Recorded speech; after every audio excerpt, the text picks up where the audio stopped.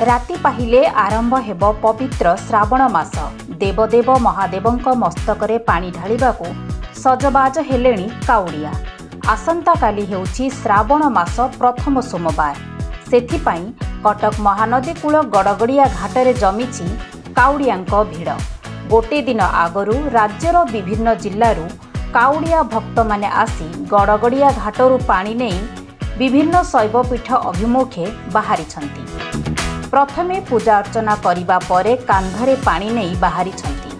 महादेव शिवंक उपरे निष्ठार सहित पानी ढालिले मानसिक पूर्ण हुए बोली कहिछंती काउड़िया भक्त। एही काउड़िया मानक मध्यरे महिला ओ कुनी कुनी भक्तंकु मध्य देखिबाकू मिलिछि। अन्यपटे श्रावण मास पई प्रशासन तरफरु व्यापक सुरक्षा व्यवस्था ग्रहण करा जायछि। ओडिशा अग्निसेवा विभाग एवं ओड्राफ टीम को गड़गड़िया घाटरे मुतयन करा जायछि।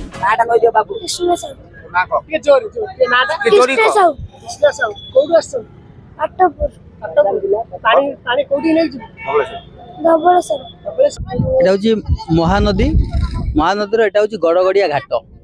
ये गड़गड़ेश्वर महादेव अच्छा जो चैतन्य महाप्रभु कालकाटा पुरी आसिले जगन्नाथ महाप्रभु बाबू ये स्थानटा पड़ता। ये महाप्रभु चैतन्य महाप्रभु गड़ी गले ये धूली माटी से गड़ी गले। जगार एत किंवदंती थिला आध्यात्मिक क्षेत्रटा। ये सब साधु सन्थर पाद पड़ी। तेणुक चैतन्य महाप्रभु जो गड़िले से दिन यहाँ हूँ गड़गड़िया घाट बोली कहला। एठू जदि पानी नहीं जाती जल यात्रा करने को श्रावण मासरे शिवंक अभिषेक कले पुण्य हुए। गंजाम जिला सानकेमुंडी ब्लॉक राधादेवपुर पंचायत आसी आमर बहुत महेंद्र साहू आम यू गड़गड़िया उठेबू धबलेश्वर डालू। बहुत 5 वर्ष तले आसू बोली भाविलु कि सक्षम हो पार नु। ए वर्ष ट्राए करूँ खरा तरा जीवू जमी भरोसा थी आम 5 वर्ष है धरी चली अच्छु।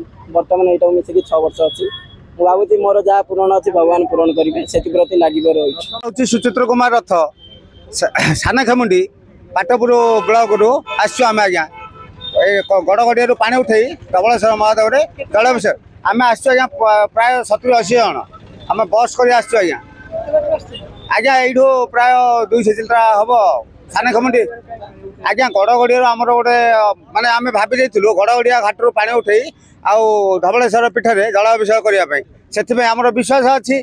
सबू तो महापुर गोटे आज्ञा से धबलेश्वर जीव बोली गोटे विश्वास करूँ गड़गड़िया घाटू उठे बोलूँ उठे पार नु कष्ट होज्ञा महापुर भगवान पीठ गला कष्ट होची पानी अभिषेक करदेला कष्ट नहीं आज्ञा। कटकरू आरित कुमार महापात्रंक रिपोर्ट खबर ओडिशा।